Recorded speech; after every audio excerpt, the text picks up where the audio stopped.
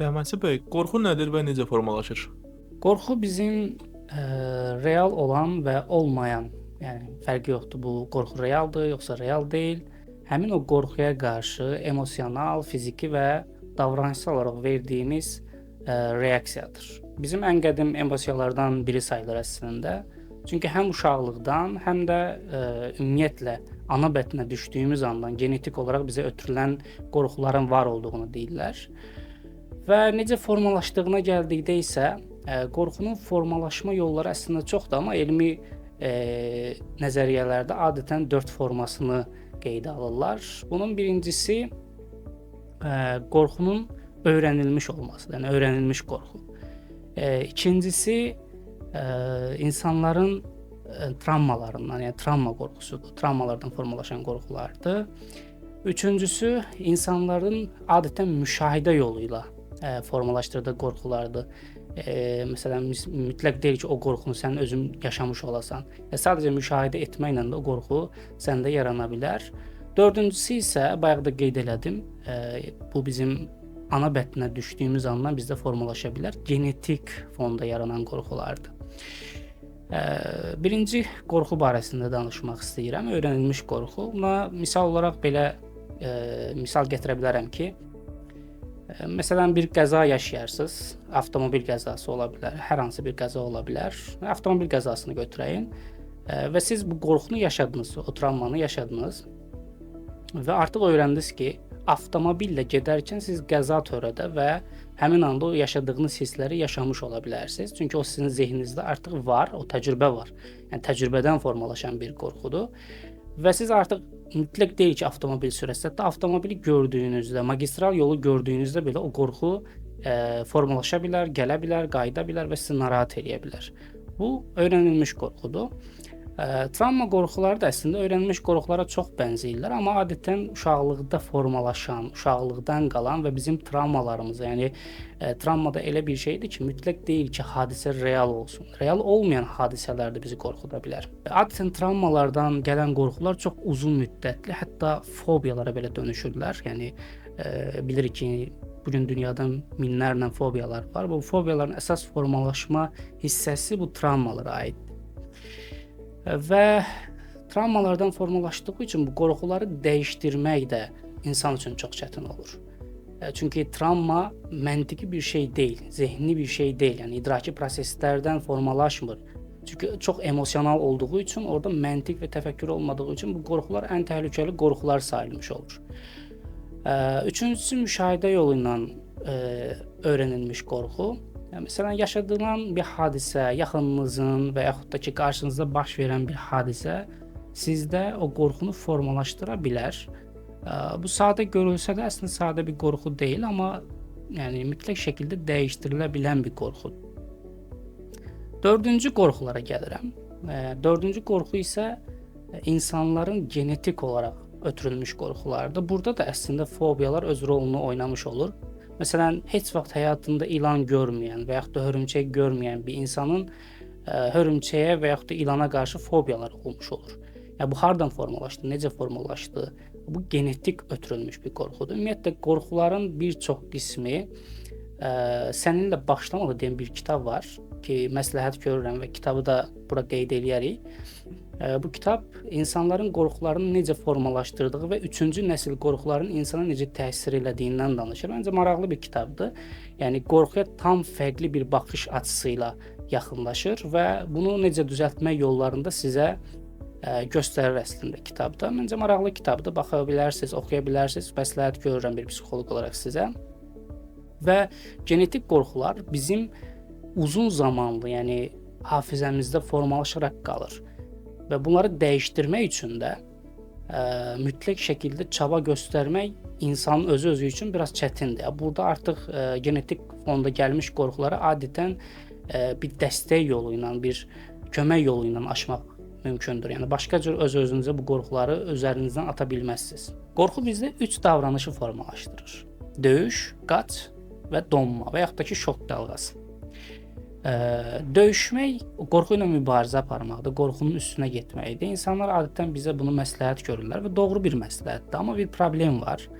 sən o qorxu ilə döyüşməyə hazır deyilsənsə, onunla üzləşə bilmirsənsə, üzləşməyə hazır deyilsənsə, bu sənin üçün daha böyük bir təhlükə formalaşdıra bilər və yaxud da ki, fobiya yarada bilər və yaxud da qorxudan daha çox qorxmana səbəb ola bilər. Çünki qorxunun özü deyil, ona yükləndiyin anlam və fikir və düşüncə önəmli olduğu üçün sən o qorxu ilə üzləşdiyində ona hazır deyilsənsə, o düşüncələr səni daha çox qorxudacaq və daha çox problem yaratmana səbəb olacaq.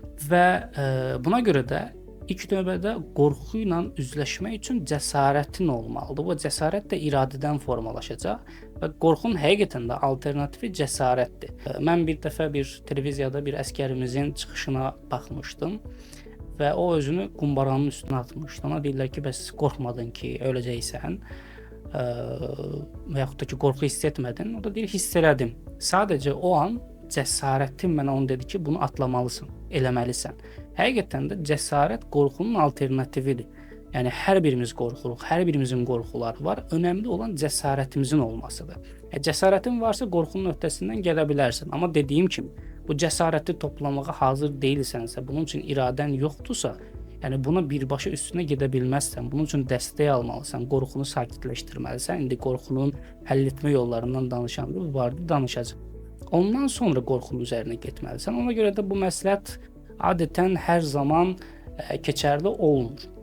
İkinci davranışımız qaçmaq idi. Yəni qaçış davranışını formalaşdırır bizdə. Adətən elədiyimiz budur. Biz qorxularımızdan çox vaxt qaçırıq və bu qaçış əslində bizim fobiyalarımız adlanır. Yəni o qorxu ilə üzləşməmək üçün qaçınma davranışları formalaşdırırıq özümüzdə. Müəyyən bir qorxun var, mütləq o situasiyadan, o hadisədən, o yaşanacaq əşyadan belə qaçmağa başlayırsan. Normal bir şeydir. Yəni insan zehninin müdafiə mexanizmində olduğu üçün sən bundan mütləq şəkildə qaçmalısan. Bu daha rahat gəldiyi üçün adətən bu davranışı daha çox göstəririk. Üçüncü donmaqdır, yəni şok dalğasıdır. Bu şok dalğası insanlarda ciddi problemlər yarada bilir. Bunun səbəbləri var əslində. Çünki ağır bir travmalara yol aça bilir. Və bunun üçün əslində beyin mexanizmasının bir prinsipi var.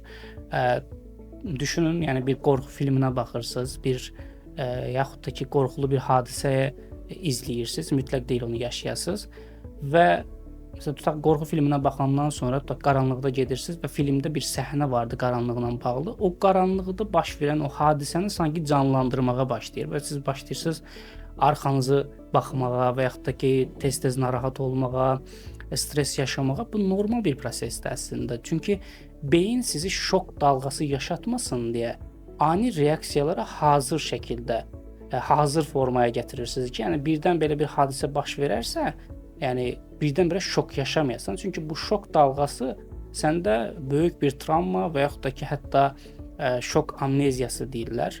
Onu belə yaşada bilər. Bu şok amneziyası nədir?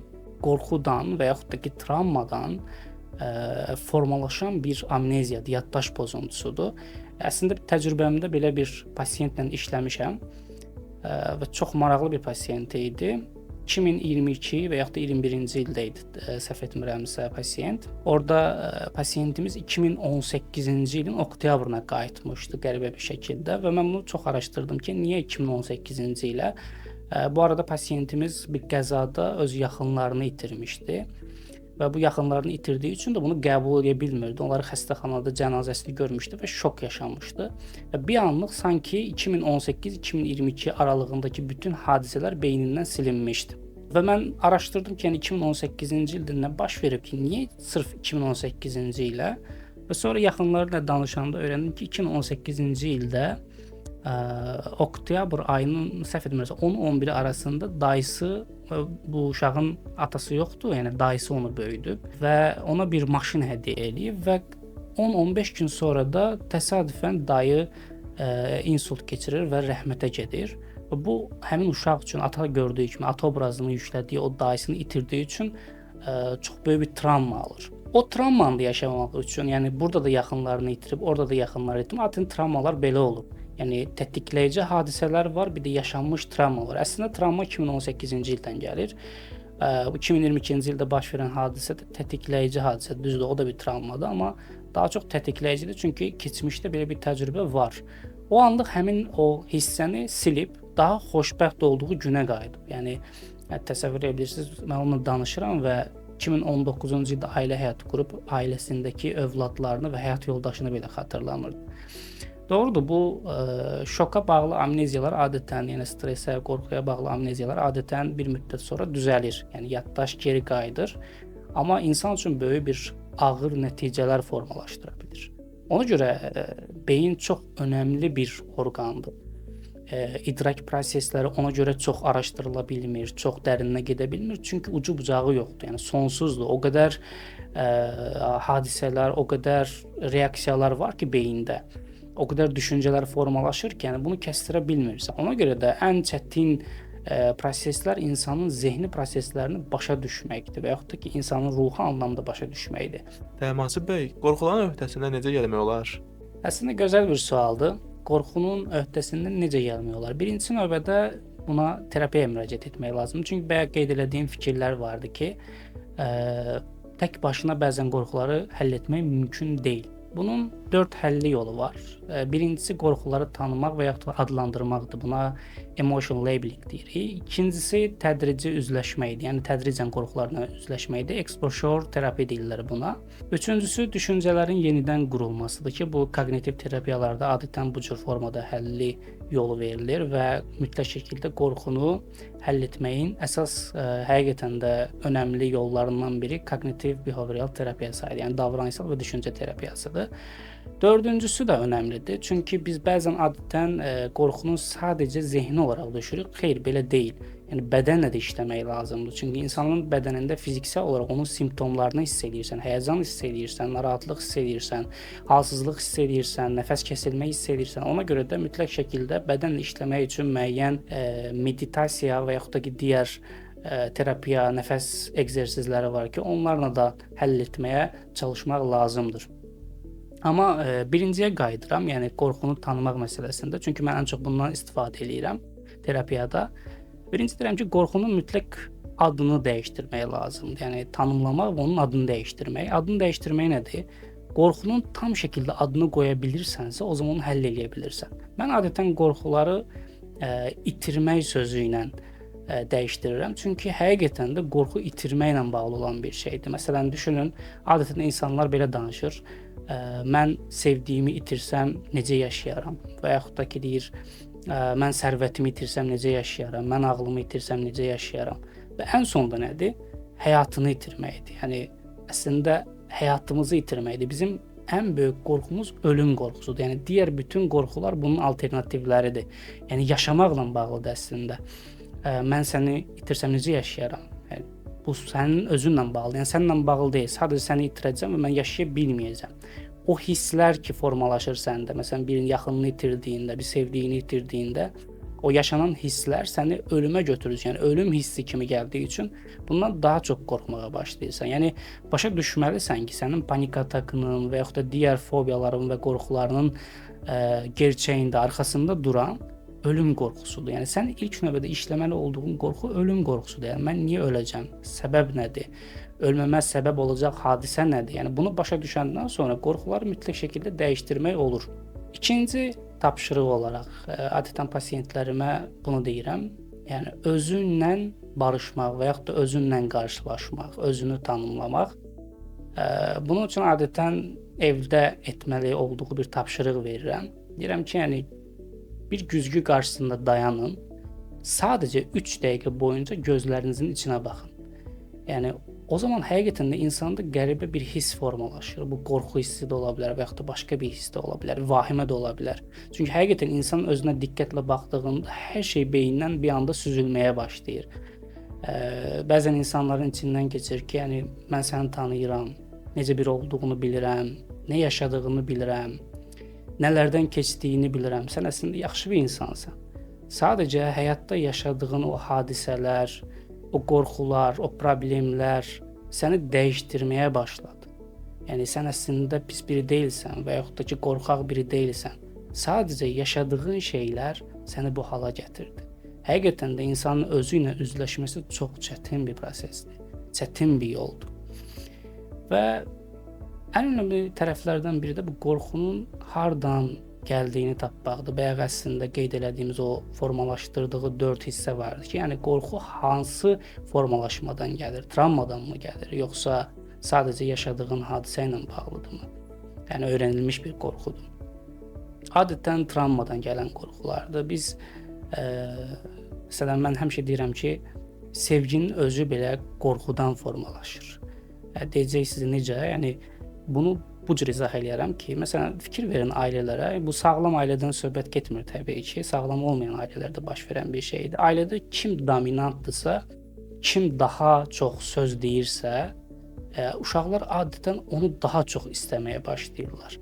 Məsələn, ana dominantdırsa mütləq şəkildə uşaq ananı daha çox sevməyə çalışır.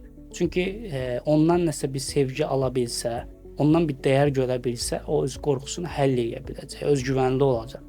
Ona görə də qorxduğumuz insanı hər zaman sevirik. Sevməyə çalışırıq ən azından, ya da onun sevgisini görməyə çalışırıq. O bəzən bizdə atalar sözü olaraq deyirlər, insan öz cəlladını sevər. Yəni bunu bu cür ifadə edirəm. İnsan gücü sevər əslində. Həqiqətən də belədir. Yəni insanlar qorxduğu və yaxud da ki, özündən güclü gördüyü şeyi sevməyə və yaxud da ondan sevgi görməyə çalışırlar. Bu sağlam olmayan bir proses olsa da, amma həqiqətdə belədir. Ona görə biz uşaqlarımızla davranarkən, uşaqlarımıza tərbiyəni verərkən onları qorxutmamağa, onları müəyyən bir şeylər üçün yarışa salmamalıyıq. Yəni o dominantlığı onların üzərində göstərməməliyik.